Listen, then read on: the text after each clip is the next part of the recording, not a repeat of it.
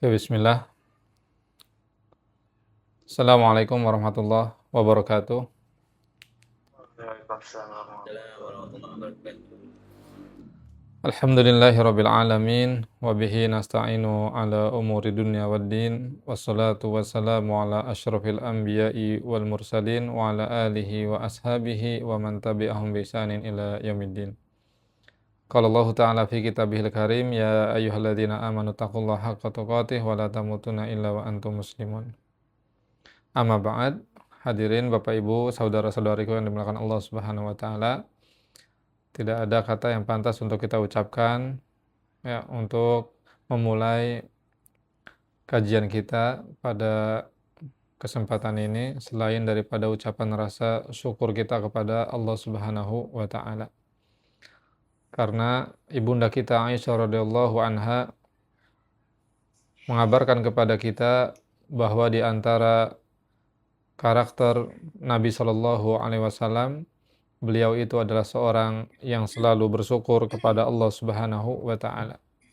Ketika dalam keadaan bahagia mendapati sesuatu yang disenangi, beliau mengucapkan alhamdulillah alladzi bi ni'matihi tatimmus shalihat. Segala puji bagi Allah yang dengan nikmatnya maka segala kebaikan menjadi sempurna.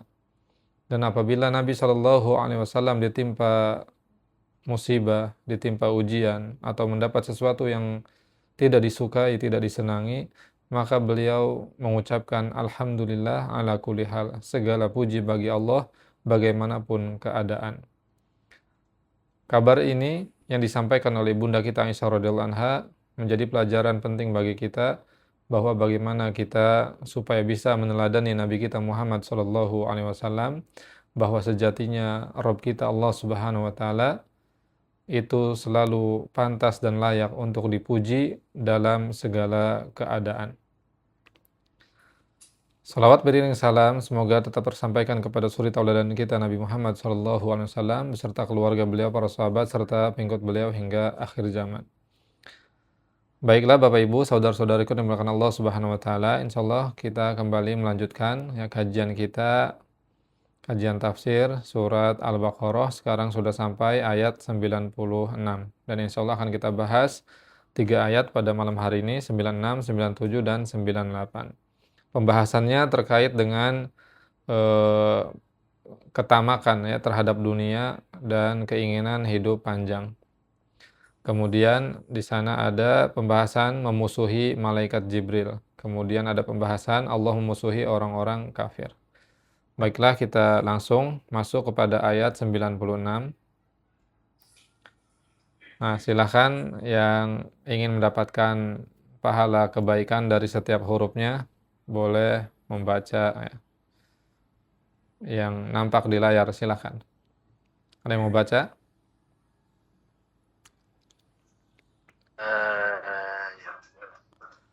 Ya. Ya. Bismillahirrahmanirrahim. A'udzu dulu, a'udzu coba. Oh ya. A'udzu. A'udzu billahi minasyaitonir rajim. Bismillahirrahmanirrahim. Wa la tajidan Pendek lahnya. nu Wala tajidannahum. wa la tajid wa la tajidannuhu Nah, akhu akhu rasa unnasi ala ya hayatiu. alahil hayawafi wa mina uladina ashraku kul yawadu ahaduhum law Ahaduhum. ahadudum law yu'madu Lau yu'ammaru.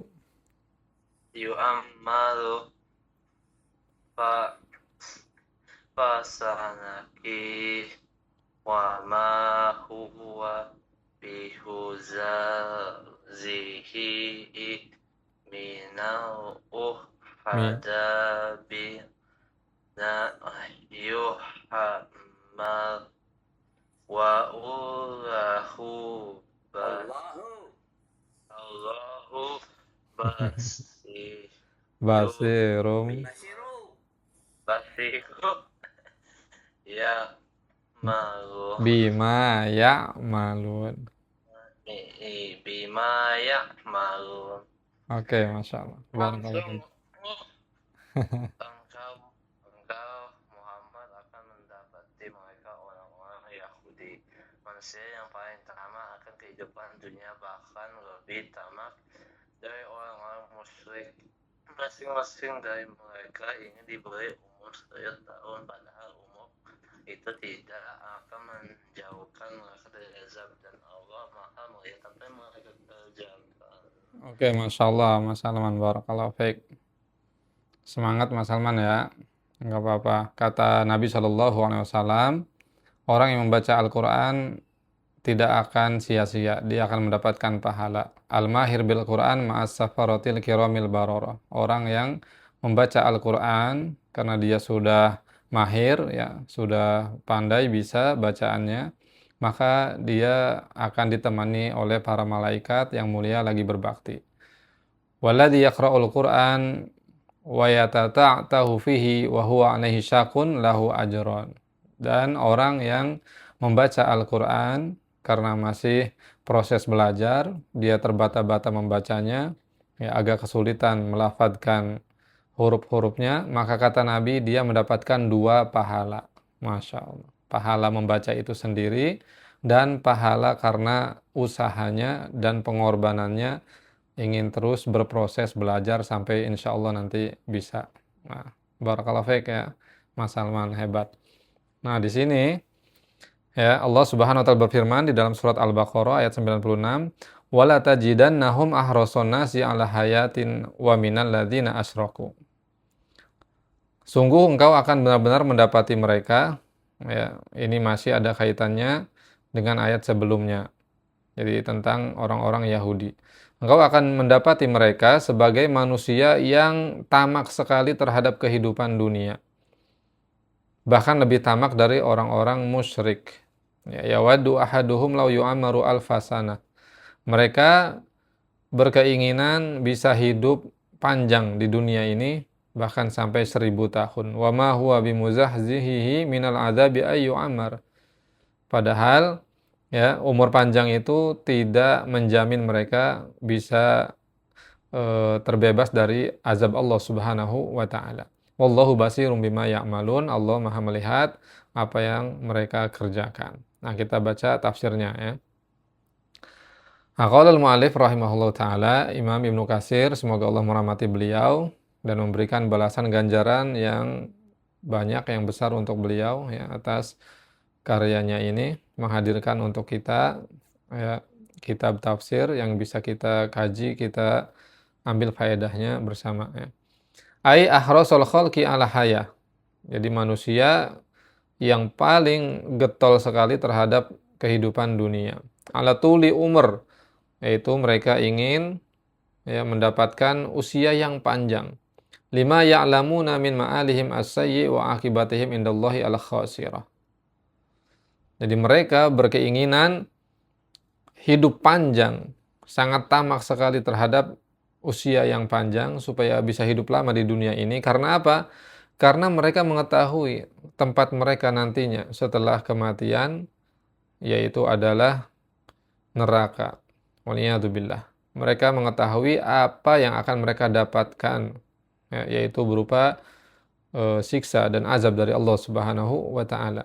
Karena mereka sebetulnya sadar akan kesalahan mereka terhadap ya apa yang diperintahkan oleh Allah Subhanahu wa taala untuk beriman kepada Nabi Muhammad SAW dan untuk mengikutinya.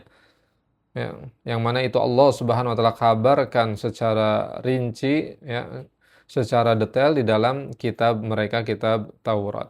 Bahkan Allah Subhanahu wa taala menyebutkan ya, alladzina atainahumul kitaba ya'rifunahu kama ya'rifuna abna'ahum. Jadi orang-orang Yahudi ahli kitab, mereka mengenal Nabi Muhammad seperti mengenal anak mereka sendiri. Karena memang betul ya disebutkan oleh Allah secara detail tentang ciri-ciri Nabi Muhammad SAW di dalam kitab mereka. Nah, sehingga di sini Allah menyebutkan mereka ini sangat ingin sekali hidup panjang di dunia ini. Supaya apa? Bisa menghindari azab dan siksa Allah Subhanahu wa taala. Tetapi ternyata tidak seperti itu kenyataannya nanti. Li'anna dunya sijnul mu'min wa jannatu al-kafir. Ya. Dunia ini disenangi oleh orang-orang kafir seperti mereka karena apa? Karena dunia ini bagi mereka itu adalah surga. Sedangkan bagi orang yang beriman dunia ini adalah penjara. Ya. Makanya orang kafir mereka bebas tanpa aturan hidup di dunia ini. Apa saja mereka nikmati. Bagaimana caranya ya untuk mendapatkan harta, kekayaan, popularitas, follower, pengikut dan lain sebagainya. Mereka lakukan semua itu tanpa mengindahkan aturan agama. Karena mereka hidup ya bebas, orang kafir. Adapun seorang yang beriman, maka hidup di dunia ini serba diatur. Ya namanya kita beriman kepada Allah Subhanahu wa taala, ya konsekuensinya adalah kita menerima aturan syariat Allah Subhanahu wa taala. Yang ini diharamkan, yang itu diharamkan, yang begini haram, yang begitu haram, subhanallah. Ya. Nah, ini ujian bagi kita. Jadi seolah-olah kita hidup di penjara, tidak begitu bebas melakukan ini dan itu. Ya karena kita orang yang beriman. Orang yang beriman itu ya diuji. Dan bentuk ujian Allah itu jangan kita hanya menyangka mengira bentuknya itu hanya sekedar musibah saja ujian itu. Musibah baru kita berkata ujian, bukan. Justru menjalankan perintah Allah juga itu termasuk ujian dari Allah. Dan juga larangan-larangan Allah itu termasuk ujian Allah juga untuk kita. Ketika Allah memerintahkan sesuatu itu sejatinya ujian untuk kita. Apakah kita mengindahkan perintah itu, menjalankan perintah itu atau tidak. Dan ketika Allah melarang sesuatu, ya, maka itu juga ujian bagi kita. Apakah kita ya meninggalkan larangan itu atau justru menerjangnya. Subhanallah. Tetapi ada kisah yang unik sekali. Dahulu ada seorang ulama, dia dikaruniai kekayaan oleh Allah Subhanahu wa taala.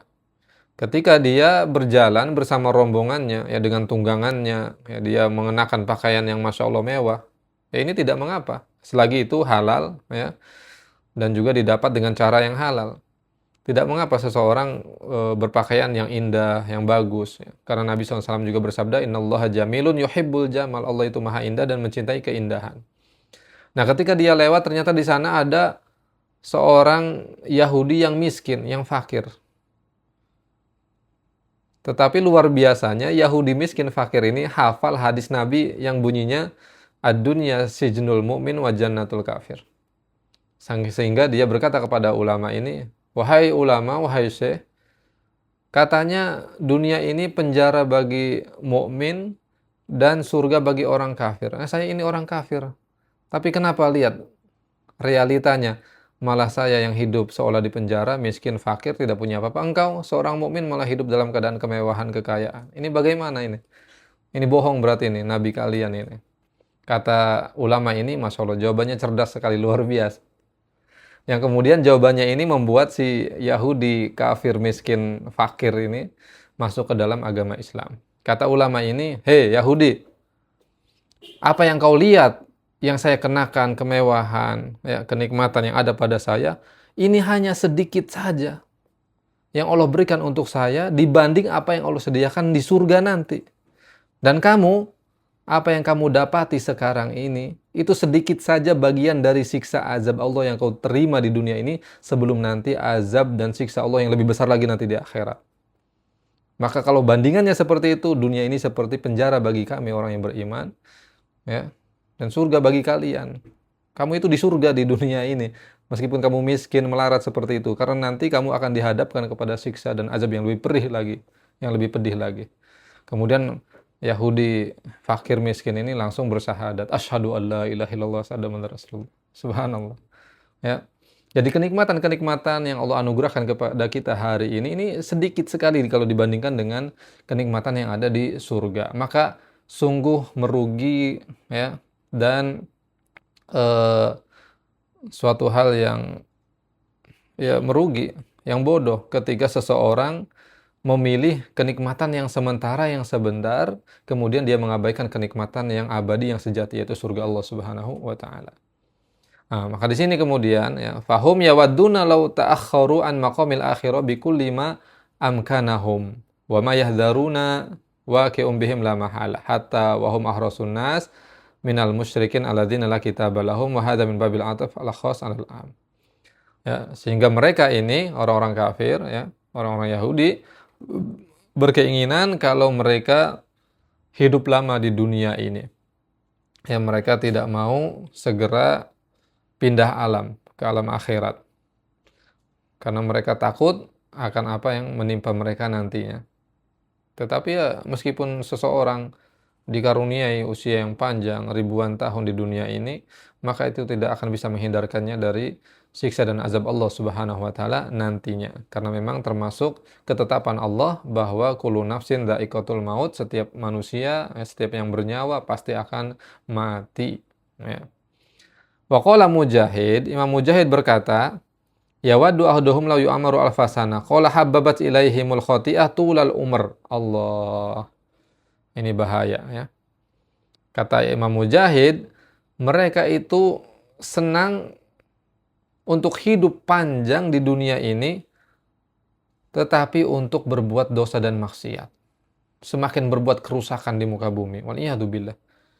Ini banyak potret orang-orang, waliyahzubillah, dikaruniai usia yang panjang oleh Allah Subhanahu wa taala. Ya, setiap tahun diberi kesempatan hidup oleh Allah Subhanahu wa taala, tetapi ternyata dia gunakan untuk kesenangan-kesenangan dalam maksiat dan dosa. Waliyahzubillah. Ini bahaya. Ini berarti ada pada dirinya ya sifat-sifat atau ciri-ciri Yahudi, orang-orang Yahudi. Waliyahzubillah. Ya, senang hidup panjang, usia panjang, tetapi digunakan ya untuk maksiat dan dosa. Waliyahzubillah. Bukan semakin mendekatkan dirinya kepada Allah Subhanahu wa taala, bukan semakin sadar. Nah, kemudian ya Ibnu Abbas juga menafsirkan wa ma huwa bimuzahzihi minal azabi ayu ammar, ay ma huwa bimunjihi minal azabi wa dzalika anal musyrik la yarju ba'san ba'dal maut. Fahuwa yuhibbu tulal haya wa annal yahudi qad arafa ma lahu fil akhirah minal khizyi bima sana'a bima indahu minal ilm. Ya. Sedangkan tadi ya sudah disampaikan bahwa usia yang panjang itu tidak bisa menyelamatkan siapapun dari azab dan siksa Allah Subhanahu wa taala. Oke, kita lanjutkan ya Bapak Ibu yang dimuliakan Allah Subhanahu wa taala. Berikutnya masih tafsirannya yang kita baca. Wa ma huwa bimuzahzihi minal adabi ayu ammar. Dan mereka tidak bisa selamat dari azab Allah Subhanahu wa taala meskipun mereka mendapatkan jatah usia, jatah umur yang panjang. Ya. Kemudian kita baca langsung saja ke bawah sini. Wa qala Abdurrahman ibn Zaid ibn Aslam, ya. Yahud ahrasu ala hadhil haya min haula wa qad wadda haula ayu ammar ahaduhum alfasana wa laysa dzalika bimuzaji min al-adabi law amar kama amara iblisu lam yanfa'u id kana kafiran. Subhanallah. Ini bagus sekali ya Abdurrahman ibn Zaid ibn Aslam rahimahullah, semoga Allah merahmati beliau. Beliau kemudian di sini mencontohkan iblis ya, laknatullah alaih, makhluk yang terlaknat. Jadi iblis itu diberikan usia yang panjang oleh Allah Subhanahu wa taala, abadi dia. Ya, nanti matinya. Makhluk terakhir yang nanti akan diwafatkan oleh Allah Subhanahu wa taala ya, selain malaikat.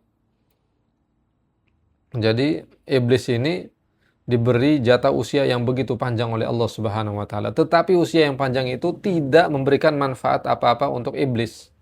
Ya. Karena apa? Dia berada dalam kekafirannya, keingkarannya kepada Allah Subhanahu wa taala. Wa iyadzubillah. Iblis pernah berdoa kepada Allah, ya. Fa'anzirni ila yaumi yub'atsun. Ketika iblis diusir oleh Allah Subhanahu wa taala, ya, kemudian iblis minta ditangguhkan ya, agar tidak diwafatkan oleh Allah sampai nanti hari kiamat. Subhanallah. Ya Bapak Ibu yang dimuliakan Allah Subhanahu wa taala, ini juga jadi pelajaran bagi kita. Iblis makhluk terlaknat, makhluk terburuk ya. Tetapi mengakui Allah Subhanahu wa taala yang Maha mengijabah doa. Sehingga iblis berdoa kepada Allah meminta. Dia tahu dia itu buruk, ya, dia itu ya durjana, telah ingkar kepada Allah, tetapi masih berani minta kepada Allah. Ternyata permintaannya dikabulkan oleh Allah Subhanahu wa taala. Fa innaka minal munzorin ila yaumi yub'atsun. Jadi engkau termasuk orang yang diberi tangguh sampai nanti hari hari kiamat. Subhanallah. Ini juga pelajaran bagi kita bahwa kita ini banyak dosa, ya, mungkin buruk, banyak kesalahan, tapi seburuk-buruknya kita, sebanyak-banyaknya kesalahan kita, kita tidak senista seburuk iblis. Maka tentu kita peluangnya lebih besar lagi kalau berdoa dikabulkan oleh Allah Subhanahu wa taala. Yang paling penting adalah kita memiliki keyakinan ketika berdoa. Ud'ullaha wa antum muqinuna bil ijabah. Jadi kalau berdoa kepada Allah, yakinlah bahwa Allah akan mengijabah doamu. Nah, keyakinan ini yang kadang hilang dari diri kita ketika kita berdoa kepada Allah Subhanahu wa taala, sehingga ijabah doa itu tidak kunjung datang. Nah, kalah kita sama iblis, ya. Makhluk durjana, makhluk nista, tetapi dia yakin Allah pasti mengijabah doanya sehingga dia tidak malu, ya, dengan kenistaan, dengan keingkarannya, dengan kedurjanaannya, dia minta kepada Allah agar diberi tangguh. Subhanallah. Tapi apa? Nah, di sini faedahnya bahwa iblis mendapatkan usia umur yang panjang. Nah, itu diberikan oleh Allah untuk iblis, tetapi itu tidak memberikan manfaat apa-apa bagi iblis karena dia tetap dalam kekafirannya, kedurjanaannya, keingkarannya kepada Allah Subhanahu wa taala. Subhanallah, ya. Kemudian wallahu basirum bima ya'malun. Allah Maha melihat apa yang mereka kerjakan. Ay khabirum bima ya'malu ibaduhu min khairin wa syarrin wa yasujazi kulla amilin bi amalihi. Jadi Allah Subhanahu wa taala itu Maha melihat, Maha teliti terhadap segala perbuatan hamba-hambanya, yang baik maupun yang buruk, dan Allah akan membalas semua itu sesuai dengan amalannya. Subhanallah, ya. Jadi Allah tidak hanya melihat, tidak hanya mengetahui, tapi juga Maha teliti. Betul-betul teliti, kita itu diawasi betul-betul oleh Allah Subhanahu wa taala. Sangat detail, sangat teliti. Bahkan Nabi SAW mengabarkan bahwa nanti di hari kiamat ada seorang hamba yang dihisab oleh Allah Subhanahu wa taala, dan Allah Subhanahu wa taala kemudian berkata kepada hamba ini, "Ya abdi, ya fa'alta kada wa kada fi kada wa kada." Ya, fi waktu kada wa kada.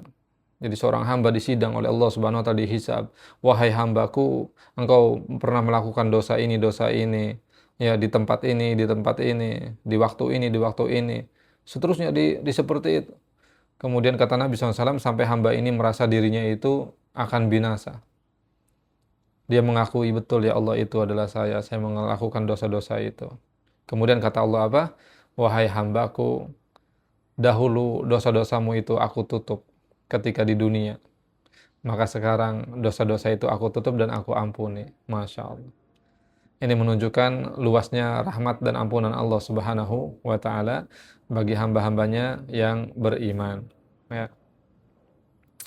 Jadi kita kalau punya dosa, banyak dosa, sudah. Kalau itu sudah ditutupi oleh Allah aib-aib kita, maka kita tidak perlu membongkarnya kepada umat manusia, di hadapan manusia, jangan, ya. Tidak perlu menceritakan masa lalu kita yang buruk, ya, dosa-dosa kita yang buruk. Apalagi misalkan kita seorang ayah, seorang bapak, mungkin punya riwayat hidup yang jelek, yang buruk, ya. Kemudian jangan diceritakan ke anak-anak.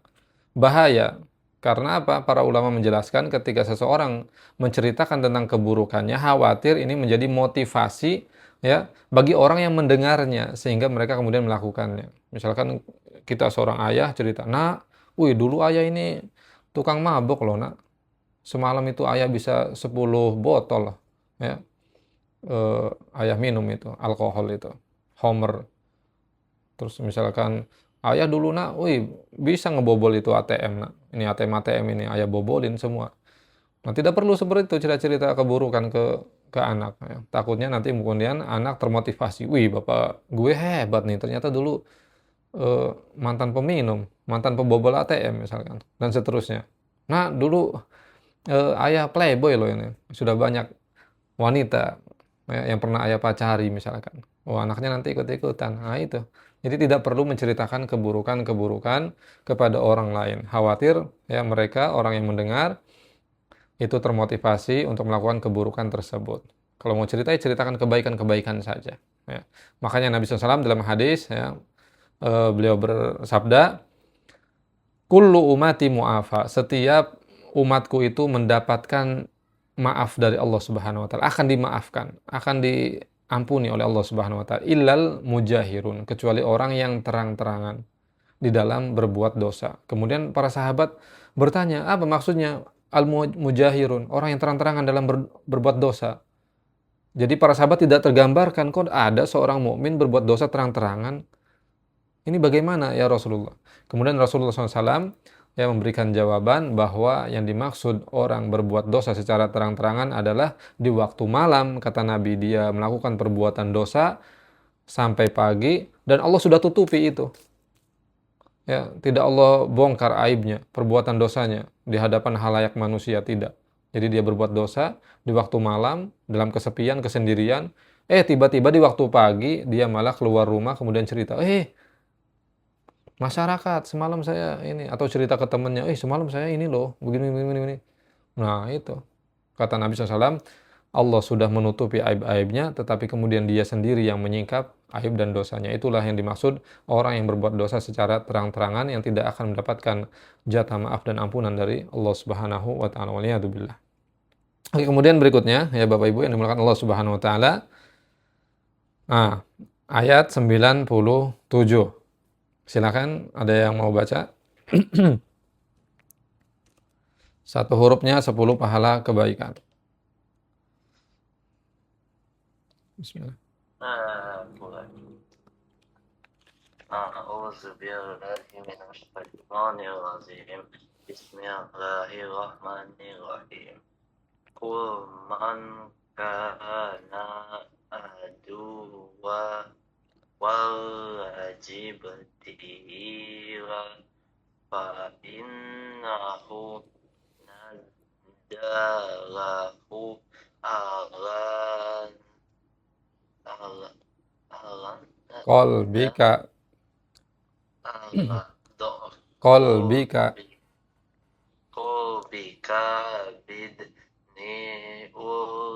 langsung aja biidnillahi. Ini dianggap tidak ada tanda ini.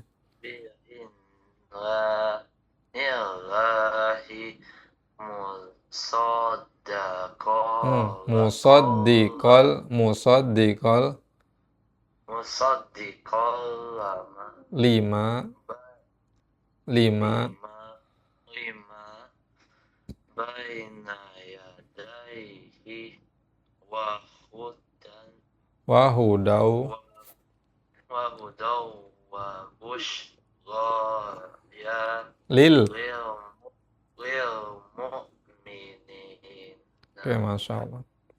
Artinya, katakanlah Muhammad, barang siapa menjadi musuh Jibril, maka ketahuilah bahwa dialah yang telah menurunkan Al-Quran ke dalam hatimu dengan izin Allah, membenarkan akal kitab yang terdahulu dan menjadi petunjuk serta berita gembira bagi orang-orang beriman. oke, Masya Allah. Barakallahu fiik. Nah, di ayat ini Allah Subhanahu wa taala kemudian berfirman, "Qul man kana aduwwan li Jibril fa innahu nazzalahu ala qalbika bi idznillah musaddiqan lima baina yadayhi wa hudaw busyra lil mu'minin." Katakanlah wahai Muhammad, siapa yang menjadi musuh malaikat Jibril alaihi salam, maka sesungguhnya malaikat Jibril itu adalah ya malaikat yang menurunkan Al-Qur'an ya kepada Nabi Muhammad sallallahu alaihi wasallam.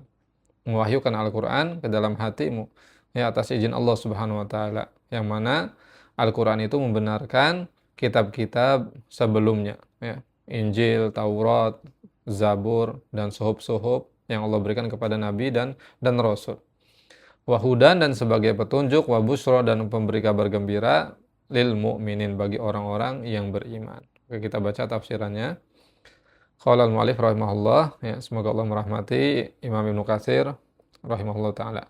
An Ibnu Abbas, dari Abdullah bin Abbas radhiyallahu anhuma, qala aqbalat yahudu ila Nabi sallallahu alaihi wasallam faqalu ya Abul Qasim nas'aluka an asya fa in ajabtana fiha ittaba'nak. Nah, ini termasuk sebab ya di antara sebab turunnya ayat ini ya, bahwa ada orang Yahudi yang datang kepada Nabi sallallahu alaihi wasallam dia menanyakan sesuatu kepada Nabi Shallallahu Alaihi Wasallam yang kalau Nabi bisa menjawabnya maka dia akan mengikuti Nabi. Nah, kemudian dia bertanya kepada Nabi, akhbirna manil ladzi ya'tika minal malaika.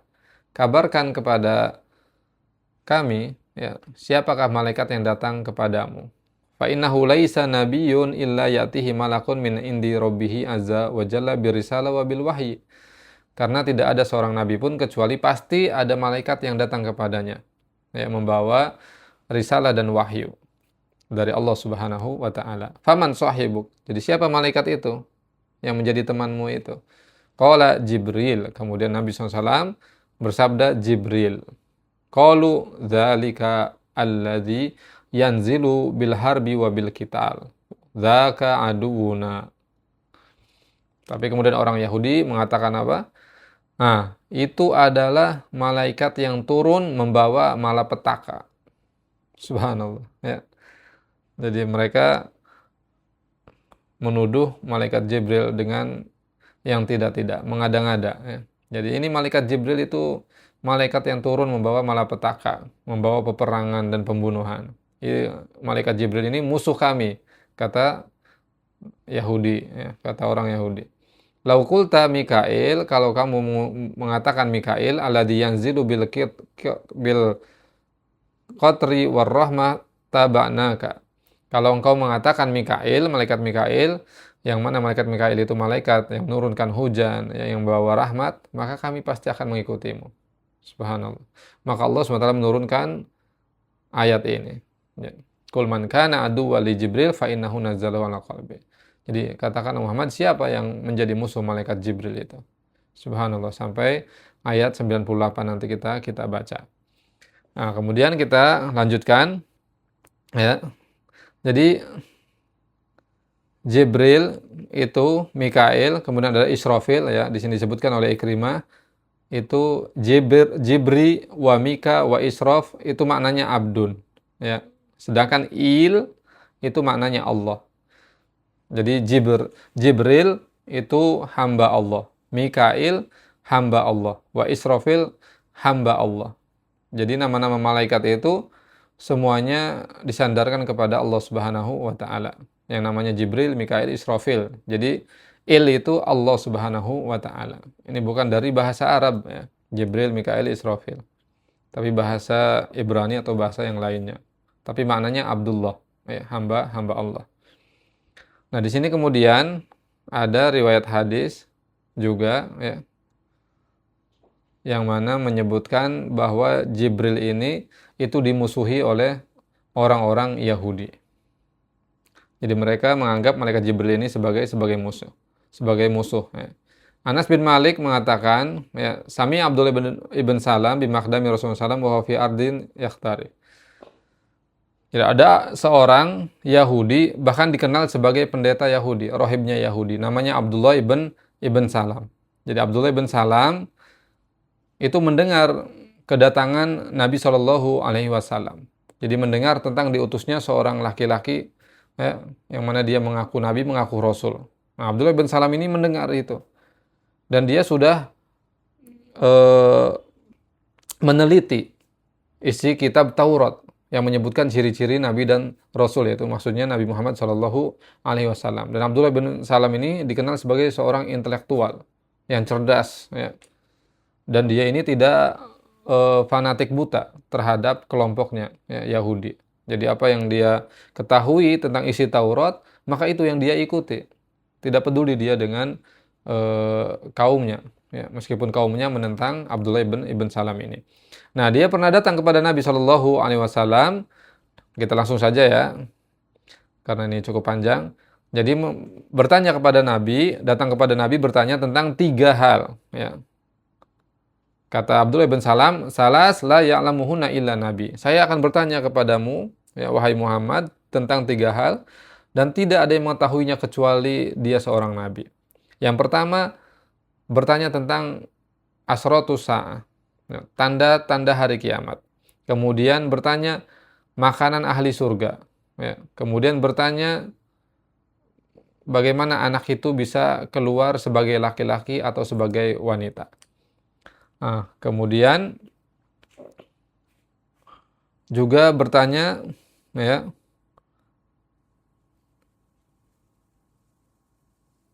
di sini tentang malaikat Jibril juga ya. Nabi SAW bersabda, "Ahbaroni bihinna Jibril anifan." Jadi ya saya akan menjawabnya. Karena tadi saya baru saja didatangi oleh malaikat Jibril dan malaikat Jibril mengabarkan saya tentang hal itu. Kemudian kata Abdullah bin Salam, ini belum masuk Islam ya. Jibril qala na'am. Kata Abdullah bin Salam, Jibril yang datang kepadamu. Kemudian kata Nabi, ya. Dzaka aduwul yahud minal malaikah. Kemudian kata Abdullah bin Salam, Jibril itu adalah musuh ya kaum Yahudi. Jadi malaikat yang menjadi musuh kaum Yahudi. Nah, kemudian Nabi SAW membacakan ayat ini. Man kana aduwwa li Jibril fa innahu nazalahu ala qalbik. Nah, subhanallah. Nah, tapi kemudian kita lanjut saja ya. Nabi Muhammad SAW kemudian menjawab pertanyaan-pertanyaan tadi ya. Jadi tanda-tanda hari kiamat yang pertama adalah narun tahsurun nas minal masyriq ilal maghrib.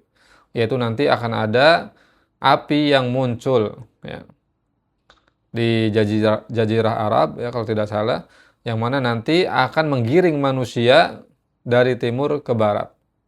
Kemudian makanan yang akan dimakan oleh ahli surga, yang makanan pertama yang dimakan oleh ahli surga adalah kabidu al-hut, yaitu hati ikan paus.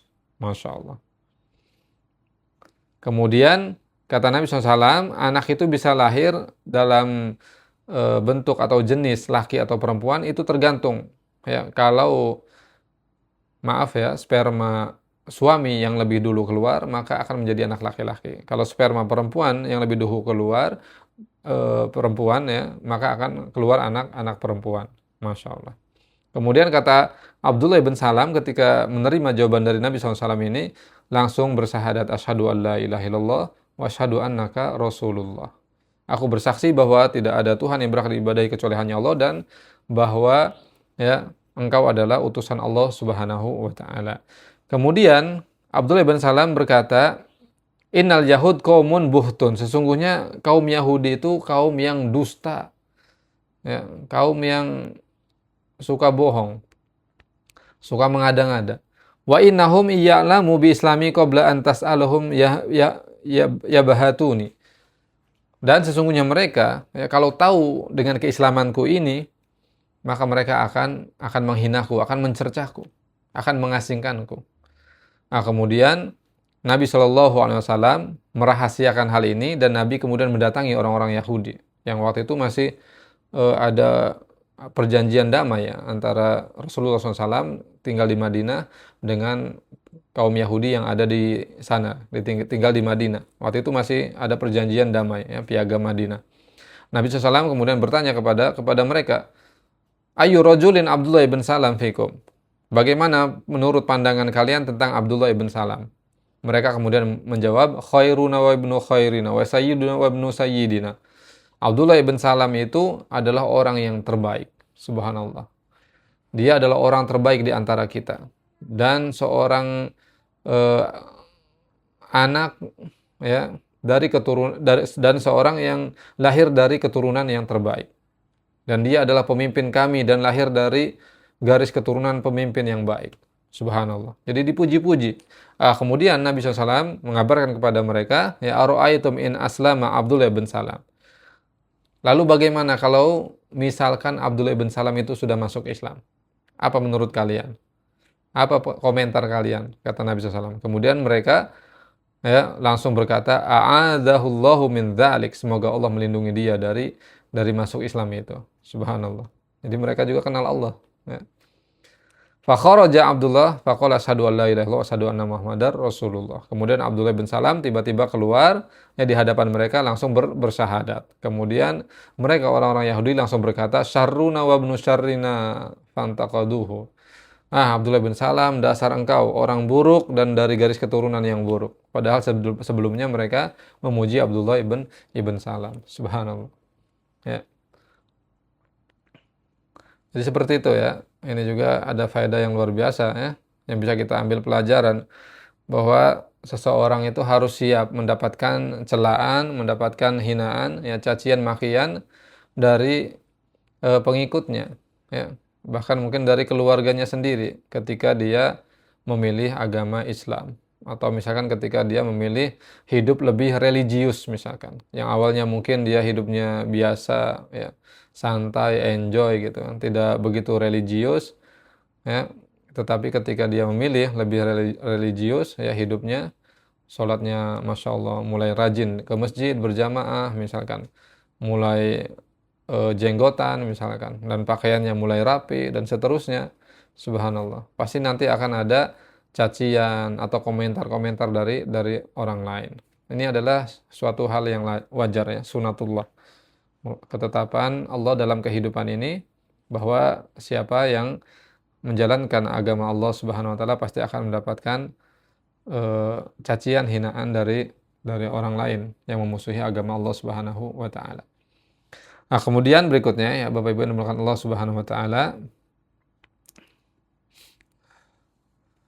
di sini cukup panjang sekali, ya.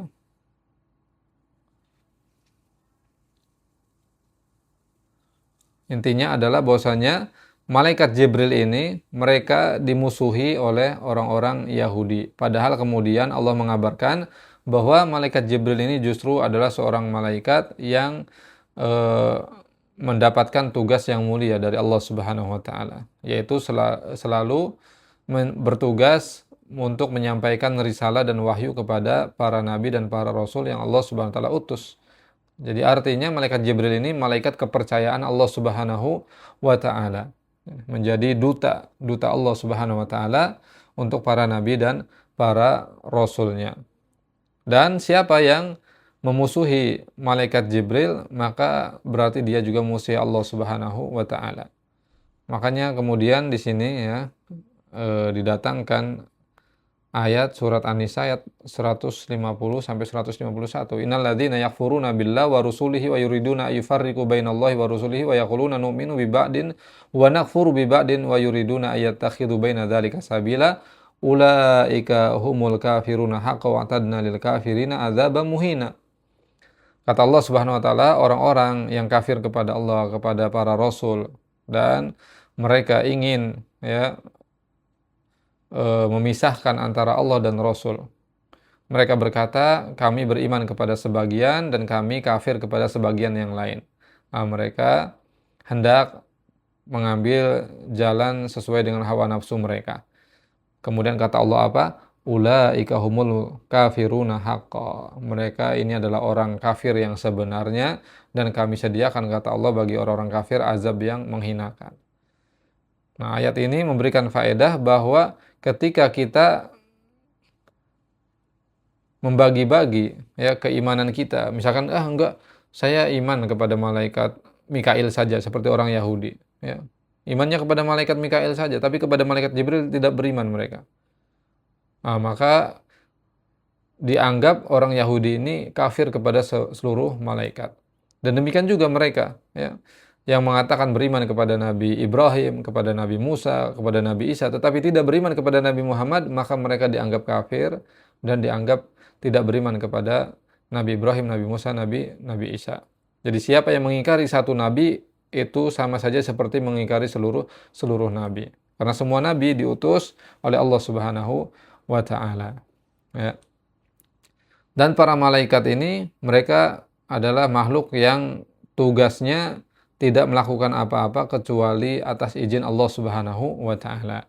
Ya, sehingga mereka berkata, ya, diabadikan oleh Allah dalam surat Maryam ayat 64, "Wa ma natanazzalu illa bi amri rabbik lahu ma baina aydina wa ma khalfana wa ma baina dzalika wa ma kana rabbuka nasiya."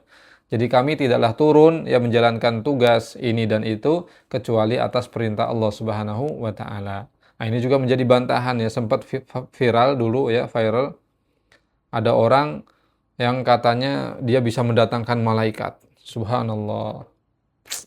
Ini kacau sekali, ya. Ini masyarakat kita juga lebih kacau juga, tidak kalah kacaunya, ya. Ada yang percaya. Jadi ada ibu-ibu, dia buka pengobatan-pengobatan. Kemudian banyak masyarakat yang percaya. Ini laris sekali, Masya Allah, ibu-ibu ini. Tapi kemudian dia blunder, ya. dia menampilkan seolah-olah membaca ayat-ayat Al-Quran, tapi kemudian ketika diwawancara segala macam dia blunder, dia kemudian mengatakan bahwa dia bisa mendatangkan malaikat, ya bisa mengundang malaikat untuk datang, sehingga dia memiliki kesaktian bisa menyembuhkan banyak orang. Subhanallah. Waliyadzubillah. Maka ini bantahannya bahwa para malaikat tidak bisa dipanggil oleh sesiapa manusia. Mereka itu patuhnya sama Allah Subhanahu wa taala. Mereka tidak turun kecuali atas perintah Allah Subhanahu wa taala. Bahkan Nabi Muhammad sendiri ya tidak bisa mendatangkan malaikat-malaikat, ya, mengundang malaikat-malaikat kecuali malaikat-malaikat itu dapat tugas dari Allah untuk mendatangi Nabi Muhammad. Baru mereka datang. Ya, subhanallah. Oke, kita lanjutkan saja ya, Bapak Ibu yang dimuliakan Allah Subhanahu wa taala. Ayat terakhir, satu lagi, masih ada waktu. Silahkan yang mau baca.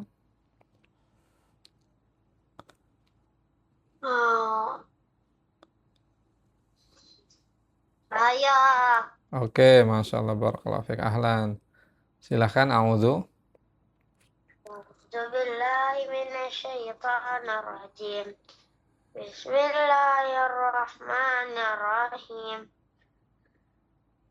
Man kana aduwwan lillahi wa malaikatihi wa rusulihi wa Jibril wa Mikal fa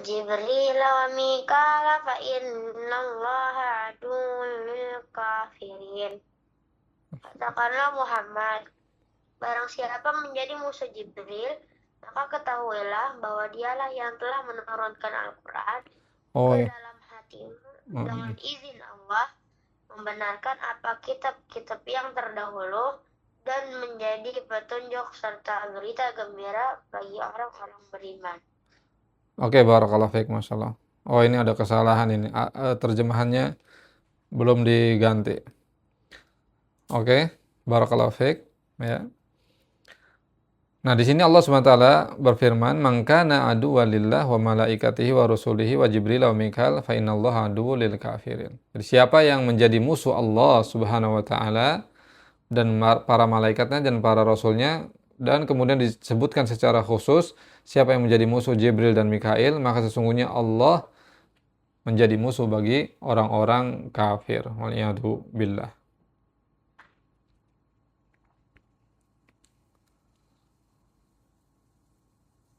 Nah, kita baca tafsirannya, ya. Allah Subhanahu wa taala, ya, mengabarkan di ayat ini, "Man adani wa malaikati wa rusuli wa rusulahu tasmalu rusulahu minal malaika wal bashar." Jadi siapa yang memusuhi aku, kata Allah Subhanahu wa taala, dan para malaikatku dan para rasulku, ya. Dan rasul-rasul Allah Subhanahu wa taala juga ini, ya, di sini disebutkan mencakup dari kalangan malaikat dan juga manusia. Maksudnya di antara malaikat ada yang menjadi utusan-utusan Allah, menjadi rasul. Ya, utusan-utusan Allah SWT yang Allah tugaskan untuk melakukan pekerjaan tertentu. Kemudian di antara manusia juga ada rasul-rasul Allah Subhanahu wa taala yang Allah berikan wahyu, ya, kepada mereka untuk kemudian disampaikan kepada umat manusia. Allah SWT berfirman, "Allahu yastafi minal malaikati rusulan wa minan nas." Surat Al-Hajj ayat 75. Allah Subhanahu wa taala memilih dari kalangan malaikat, ada rasul-rasul yang ditugaskan oleh Allah untuk menjalankan pekerjaan tertentu, dan juga ada rasul-rasul yang Allah Subhanahu wa taala pilih dari kalangan manusia untuk menyampaikan risalah dan wahyu Allah Subhanahu wa taala kepada umat manusia lainnya, ya. Wa Jibril wa Mikal wa hadza min babi atfil khas 'alal 'am fa innahuma dakhala fil malaikah. Summa umumi ar-rusul.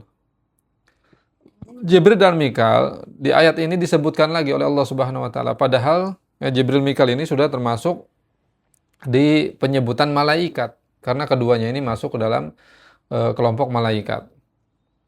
Tetapi kemudian disebutkan lagi secara khusus. Ini memang di antara metode Al-Qur'an. Jadi sering sekali Al-Quran itu menyebutkan sesuatu secara umum terlebih dahulu, kemudian disebutkan lagi secara khusus. Ini menunjukkan ada poin penting pada penyebutan yang khusus ini. Contohnya, ya, "Hafidhu 'alas sholawati was sholatil wusta wa qumu lillahi qanitin." Ya. dalam surat Al-Baqarah. Kata Allah Subhanahu wa taala, jagalah semua salat. Hafidhu 'alas sholawat. Jagalah salat-salat oleh kalian. Kemudian Allah menyebutkan was-sholatil wusta, dan jagalah salat wusta. Salat wusta itu adalah salat asar. Nah, salat asar tentu termasuk salat-salat yang disebutkan di pertama, jagalah salat-salat oleh kalian. Tapi kemudian Allah menyebutkan lagi was-sholatil wusta, disebutkan salat asar secara khusus, yang mana ini menunjukkan salat asar ini adalah salat yang hendaknya diperhatikan ya, lebih besar lagi ya perhatian kita kepada salat asar. Karena banyak orang yang meremehkan atau melalaikan salat asar ini, sehingga ada ancaman khusus juga dari Nabi SAW bahwa siapa yang terlewati dari salat asar maka amalannya akan terhapus. Waliyadzubillah.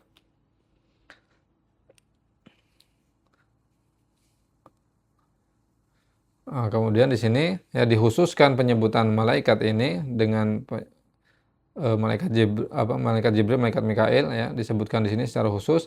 Li'anna siyaq fil intisar li Jibril wa huwa safir bainallah wa anbiya'ihi. Karena ayat ini ya datang sebagai penegasan untuk membantah keyakinan orang-orang Yahudi yang menganggap Jibril itu musuh bagi mereka. Padahal Jibril ini malaikat yang mulia. Ya, kepercayaan Allah Subhanahu wa taala. Jadi Allah ingin memenangkan malaikat Jibril di hadapan orang-orang Yahudi atau orang-orang yang memusuhi malaikat Jibril. Makanya di sini disebutkan oleh Allah Subhanahu wa taala. Wa qarana ma'ahu Mikail fil lafadz. Dan kemudian penyebutannya itu disandingkan dengan malaikat Mikail. Karena orang Yahudi beranggapan ya Jibril itu musuh mereka, sedangkan Mikail itu adalah malaikat yang mensupport mereka. Subhanallah, mereka pilih-pilih ya.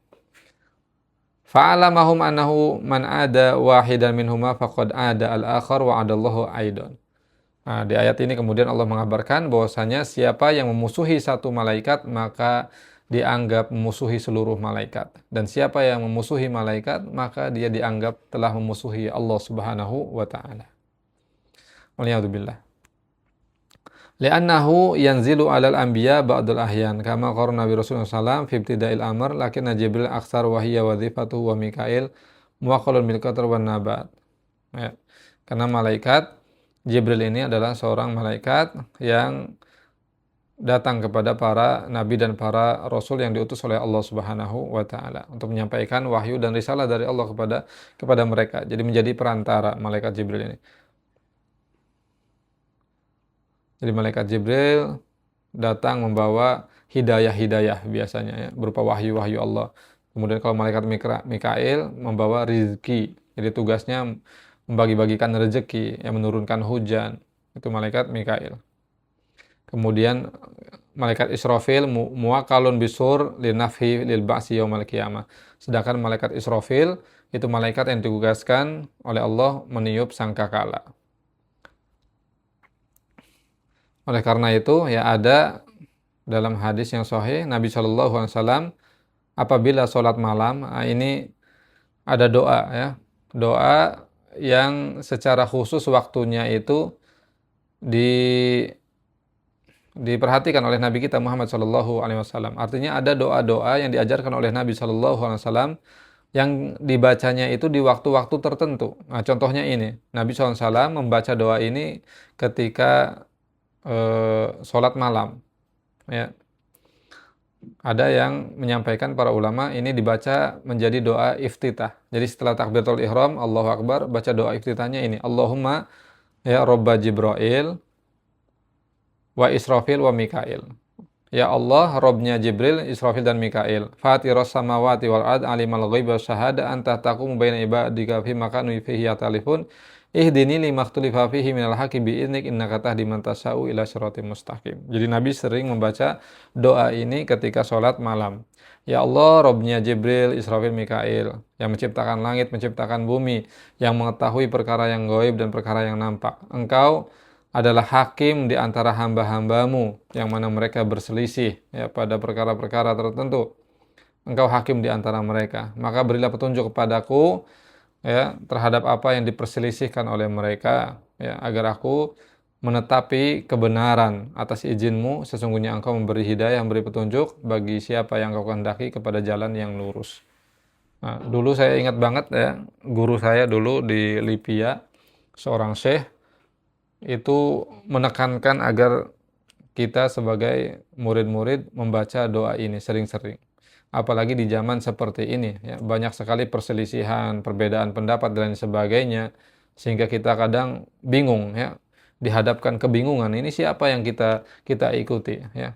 Ini bagaimana? Maka banyak-banyaklah berdoa dengan doa-doa ini, ya. Jadi engkaulah ya Allah yang menjadi hakim di antara hamba-hambamu yang berselisih, yang berbeda pendapat, ya. Kemudian kita meminta kepada Allah agar diberi hidayah, diberi petunjuk, ya, supaya menetapi kebenaran ya, di antara apa yang mereka perselisihkan. Nah, kemudian berikutnya ya Bapak Ibu yang dimuliakan Allah Subhanahu wa taala.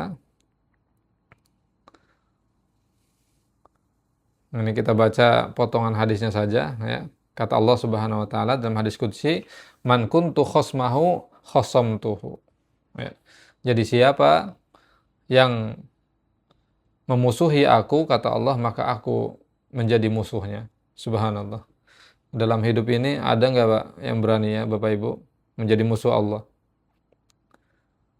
Tidak ada. Ya. Orang-orang yang berpikir cerdas tidak mau menjadi musuh Allah Subhanahu wa taala. Bagaimana? Ya Allah yang menciptakan semua ini, ya. Ya Allah yang menciptakan alam semesta, Allah yang mengatur segala urusan, ya. Allah yang menghidupkan, yang mematikan, yang memberikan rizki, menjamin rizki. Bagaimana mungkin kita memusuhi Allah Subhanahu wa taala? Tetapi ternyata ada di luar sana ya manusia-manusia yang menjadi musuh Allah Subhanahu wa taala, yaitu mereka yang kafir, yang ingkar kepada Allah Subhanahu wa taala, dan mereka yang tidak beriman kepada para malaikat, mereka yang tidak beriman kepada para nabi, para rasul, mereka adalah musuh-musuh Allah Subhanahu wa taala. Kata Allah, "Fa innallaha aduwwul lil kafirin." Allah menjadi musuh bagi orang-orang kafir. Waliyadzubillah.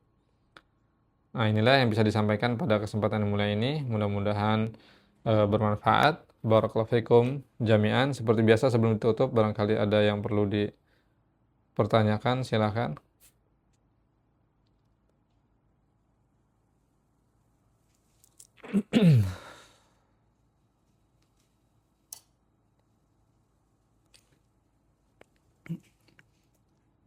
Ada sesuatu yang perlu didiskusikan? Assalamualaikum. Waalaikumsalam warahmatullahi wabarakatuh. Nah, ini nanyanya gimana ya? Ketika kita menyikapi suatu kejadian atau suatu hal, itu kadang-kadang terpikir ini ujian atau musibah ya? Gitu. Apakah memang perlu disikapi atau ya udah aja itu emang takdir aja gitu? Iya. Kira-kira kita bagaimana bersikap atau gimana menyikapinya, atau ya sudahlah itu memang udah kejadian ya bagian dari nasib kita, atau seperti apa Tat sebenarnya Tat? Oke, Masya Allah, barakallahu fiik. Iya, sama. Hal ini juga kadang menimpa saya juga, kadang bingung. Kadang ada musibah menimpa saya, misalkan kadang saya bingung. Saya mau nyebut ini ujian, ya takutnya saya ujub, bangga diri kan, merasa diri soleh. Kemudian kalau saya menganggap ini musibah, ya saya merasa, di sini dosa gitu kan. Iya. Nah, tapi sebaiknya memang merasa diri berdosa itu lebih baik daripada merasa diri soleh. Ya. Jadi intinya kalau ada sesuatu menimpa kita dalam kehidupan ini yang pahit, ya, yang kita merasa kesusahan, ya, maka kita anggap itu sebagai teguran dari Allah Subhanahu wa taala. Karena kata Allah Subhanahu wa taala dalam Al-Qur'an, "Wa ma asabakum min musibatin fabima kasabat aydikum." Jadi musibah apa saja yang menimpa kalian, maka itu oleh sebab perbuatan dosa kalian. Wa ya'fu an katsir, dan Allah banyak memaafkan. Subhanallah. Jadi sebetulnya musibah-musibah yang menimpa kita ya, itu adalah bagian dari teguran Allah Subhanahu wa taala atas perbuatan dosa kita. Tetapi kata Allah, wa ya'fu an katsir, Allah banyak memaafkan. Bayangkan kalau sekiranya Allah tidak memaafkan kesalahan-kesalahan dan dosa-dosa kita yang begitu banyaknya, maka tentu musibah yang akan menimpa kita akan lebih berat lagi. Jadi sebaiknya kalau ada ya cobaan, musibah yang menimpa kita, kita anggap itu sebagai teguran atas dosa-dosa kita. Sebagaimana firman Allah yang tadi ya, supaya kita bisa mengevaluasi diri. Sebagaimana juga orang soleh terdahulu, bahkan mereka tidak hanya berupa musibah secara real nyata ya, misalkan rumah roboh atau pekerjaan terputus ya, di PHK. Batu di jalan. Iya, kesandung batu di jalan dan seterusnya. Bahkan kejadian di rumah pun mereka menganggap itu sebab dosanya. Seseorang berkata, "Wa ini aro," ya, dan aku melihat keburukan istriku, pasanganku, keburukan anak-anakku, tidak lain itu adalah sebab dosa-dosaku. Seperti itu orang-orang saleh terdahulu. Ketika melihat sesuatu yang tidak menyenangkan, sesuatu yang tidak ya mengenakan buat dia, dia menganggap itu adalah hukuman dari Allah atas dosa-dosanya. Saya tahu ini istri saya ngomel-ngomel hari ini kayaknya saya ada dosa nih yang saya lakuin. Ini anak saya tiba-tiba jadi bandel, tidak nurut, ini akibat dosa saya. Bahkan di antara mereka ada yang mengatakan ketika ada tikus yang masuk ke rumahnya, wah tikus masuk rumah saya, ini gara-gara dosa saya ini. Seperti itu, subhanallah. Jadi dikaitkan dengan dosa-dosa yang pernah dilakukan. Bahkan Ibnu Sirin, subhanallah, Ibnu Sirin itu seorang pedagang dan pernah eh, berbuat salah kepada seseorang, kemudian menunggu-nunggu datang hukuman dari Allah Subhanahu wa taala bertahun-tahun sampai kemudian ada tikus yang jatuh di gentong madu milik beliau. Dan ketika itu pekerjanya yang mengangkut. Wahai tuanku, ini ada tikus di gentong ini. Di bawah, ini tikusnya sudah saya ambil. Kemudian kata Ibnu Sirin, dari gentong yang mana?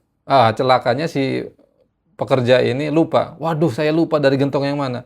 Kata Ibnu Sirin, sudah tumpahkan semua madunya. Nah, kemudian di situ, ya Allah, ini mungkin gara-gara dosa saya dahulu, ya pernah menzolimi orang atau pernah menyakiti orang. Akhirnya ini hukumannya. Ya, saya menjadi bangkrut, seluruh madu dagangan yang harusnya dijual malah tidak jadi dijual. Ya, seperti itu. Nah, sebaliknya, adapun ketika kita melihat orang lain yang kena musibah, maka kita husnudzon. Kalau ke orang lain ya, kalau ke diri sendiri udah suuzonin aja diri sendiri ya. Ini kayaknya saya banyak dosa nih gitu kan. Seperti itu, buat evaluasi diri. Tapi kalau ke orang lain kita husnudzon, ada tetangga misalkan kena musibah apa, wih, kayaknya dia lagi diuji. Jangan kemudian kita nyinyirin, oh banyak dosa sih lo misalkan. Musibah itu. Misalkan seperti itu ya. Jadi kalau ke diri sendiri, sebaiknya kita anggap itu sebagai perbuatan dosa kita. Ya. Adapun ke orang lain, kalau ada orang lain kena musibah dan sebagainya, ya kita husnudzon saja itu adalah ujian dari Allah untuk mengangkat derajatnya. Ya. Seperti misalnya ya para nabi, para rasul kan diuji semua. Nabi Ayub diuji dengan menderita sakit belasan tahun. Bahkan ada yang menyebut sampai 16 atau 17 tahun. Penyakit kulit sekujur tubuhnya ditinggalkan oleh seluruh keluarganya. Tidak hanya itu, anak-anaknya banyak yang mati, istrinya kemudian minta cerai, meninggalkan beliau, tinggal satu saja istrinya. Kemudian rumahnya, kebunnya, semuanya hilang semua. Tetapi Nabi Ayub ketika berdoa kepada Allah, berdoanya anni masaniyad durru wa anta arhamur rahimin. Ya Allah, aku ditimpa kesusahan dan Engkau maha penyayang. Subhanallah. Doanya singkat simpel, tetapi dengan semua musibah yang menimpa itu beliau masih merasa disayang oleh Allah Subhanahu wa taala. Jadi itu ya. Kita begitu nggak Bapak Ibu? Kalau dapat musibah, ujian hidup, cobaan yang begitu berat, merasa disayang sama Allah atau sebaliknya? Malah mikir salah saya apa ya? Suka lupa. Oh, iya. Makanya benar kata Allah di dalam surat Al-Fajr. Ya, kita semua mungkin sudah hafal surat Al-Fajr ya. Fa'amal insanu idza mabtalahu rabbuhu fa akramahu wa na'amahu fa yaqulu rabbi akraman. Manusia itu ketika diberi kenikmatan, diberi kekayaan, ya pokoknya hidupnya masya Allah lah, enjoy, happy.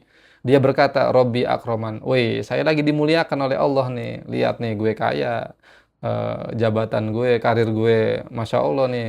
Dia merasa dimuliakan oleh Allah. Sebaliknya, wa amma idza mabtalahu faqadara alaihi rizqahu fayaqulu rabbi ahanan. Tapi ketika diuji dengan kesusahan, kemelaratan, dia berkata, aduh aku lagi dihinakan oleh Allah, aku lagi dibenci oleh Allah. Padahal tidak seperti itu. Kala kata Allah, tidak seperti itu. Ya, ukuran cinta Allah Subhanahu wa taala kepada seorang hamba. Justru kadang ketika Allah cinta kepada seorang hamba, Allah itu uji hamba tersebut untuk mengokohkan keimanannya kepada Allah Subhanahu wa taala. Nah, begitu ya. Barakallahu fiik. Oke. Hmm. Berarti ini apa suratnya, apa yang buruk buatmu tuh belum tentu apa dari Allah. Gimana ayatnya, saya lupa lagi. Wa ma asobakum min musibah fabima kasabat aydikum wa ya'fu an katsir. Jadi setiap yang menimpa kita, kata Allah, apa yang menimpa dirimu itu adalah oleh sebab perbuatan dosamu, tetapi Allah banyak memaafkan. Iya. Jadi supaya kita bisa mengevaluasi diri. Dan dalam hadis juga sebetulnya banyak ya kalau kita bahas. Ada Nabi juga bersabda, wa innar rajul la yuhramu minar rizqi bisababi dzambin fa'alah. Dan ada seseorang yang terhalangi mendapatkan rizki dari Allah oleh sebab dosa yang dia perbuat. Ya, jadi kalau di antara kita ada yang sedang kesusahan rizkinya, ada yang susah dapat pekerjaan, atau ada yang susah masuk kuliah misalkan, ya, misalkan anak-anak kita, maka kita nasihati ke mereka, nah istighfar, banyak istighfar kepada Allah. Mungkin ada ya dosa-dosa yang tidak disadari yang kemudian itu jadi penghalang kita untuk mendapatkan apa yang kita harapkan, yang kita inginkan. Makanya juga sebagai penutup saja ini ya, supaya tidak terlalu panjang, ada 3 orang yang datang ke Imam Hasan Al-Basri mengeluhkan tentang keadaan mereka. Yang pertama, dia hidupnya miskin, pacaklik, susah hidupnya. Wahai Imam Hasan Al-Basri, saya ini hidupnya kok begini, miskin terus. Kemudian ada orang, dia sudah menikah lama, tapi tidak punya anak. Dia berkata, Imam Hasan Al-Basri, saya sudah menikah kok, ini sudah bertahun-tahun tidak dikaruniai anak. Kemudian ada lagi, dia punya kebun, kebunnya mati, ya, semua pohon-pohonnya kekeringan. Kemudian kata Imam Hasan Al-Basri, memberikan satu jawaban kepada 3 orang ini. Istaghfiru rabbakum. Jadi mohon ampunlah kepada Allah. Nah, kemudian ada orang yang heran. Wahai Imam Hasan Al-Basri, ini 3 orang konsultasi, permasalahannya berbeda, kok jawabannya sama? Disuruh istighfar. Kemudian Imam Hasan Al-Basri membaca firman Allah di surat Nuh. Faqul tustaghfiru rabbakum innahu kana ghafara yursilis sama alaikum midrara wa yumdidkum bi amwali wa banina wa yaj'al lakum jannati wa yaj'al lakum anhara. Subhanallah. Mohon ampunlah kepada Allah Subhanahu wa taala Rabb kalian, sesungguhnya Allah Maha Pengampun. Niscaya Allah akan menurunkan hujan yang lebat kepada kalian, yang menumbuhkan pohon-pohon, mengalirkan sungai-sungai, dan niscaya Allah akan menjadikan untuk kalian harta yang banyak, kemudian juga menjadikan untuk kalian anak keturunan yang banyak. Kata Imam Hasan Basri, saya tidak menjawab sesuai dengan hawa nafsu saya, itu adalah firman Allah Subhanahu wa taala. Nah, seperti itu. Ya, jadi kalau ada permasalahan segala macam, evaluasi diri, ini mungkin akibat perbuatan dosa saya, ya sudah tugasnya istighfar, tidak perlu kemudian menyalahkan sana sini, apalagi mencari kambing hitam, kita salah-salahkan, ya, kita hakimi, tidak perlu, sudah istighfar, mohon ampun kepada Allah Subhanahu wa taala. Nah, demikian ya, saya rasa cukup ya, Bu. Barakallahu fiik. Baik, terima kasih. Ya, sama-sama. Kita cukupkan ya, sudah lewat agak panjang. Oke, terima kasih atas waktu dan perhatiannya ya kepada semuanya Bapak Ibu yang dimuliakan Allah Subhanahu wa taala. Mudah-mudahan kita semua selalu diberi kesehatan oleh Allah Subhanahu wa taala, dan lebih hebat dari itu mudah-mudahan kita bisa memanfaatkan kesehatan kita untuk semakin meningkatkan ketaatan kita, ketakwaan kita kepada Allah Subhanahu wa taala, dan juga kita selalu ajak keluarga kita untuk bersama-sama ya bertakwa kepada Allah Subhanahu wa taala sehingga bisa reuni kembali nanti insyaallah di dalam surga Allah Subhanahu wa taala. Demikian kita tutup dengan doa kafaratul majlis. Subhanakallahumma bihamdik asyhadu an la ilaha illa anta astaghfiruka wa atubu ilaik. Walhamdulillah wassallallahu ala nabiyina Muhammad. Terima kasih atas waktu dan perhatiannya. Jazakumullahu khairan wa barakallahu fikum. Wassalamualaikum warahmatullahi wabarakatuh. Waalaikumsalam warahmatullahi wabarakatuh. Jazakallahu khairan katsiran. Amin wa ya.